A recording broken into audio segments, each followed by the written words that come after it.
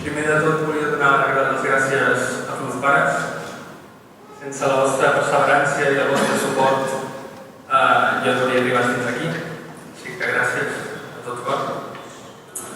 Segon, donar les gràcies a Escoli, a l'equip directiu, a l'equip de secretaria i a tota la classe de professors. Gràcies per donar-nos l'oportunitat de gaudir d'uns estudis que han valgut la pena, de debò.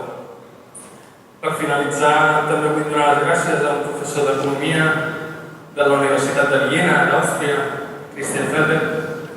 Ella va obrir els ulls fa 6 anys quan em va fer creure que termes com consum responsable, logística sostenible, banca ètica, reducció de la pobresa o justícia social són possibles si les persones que hi creuen viuen i desenvolupen els seus valors en tots els àmbits de la vida.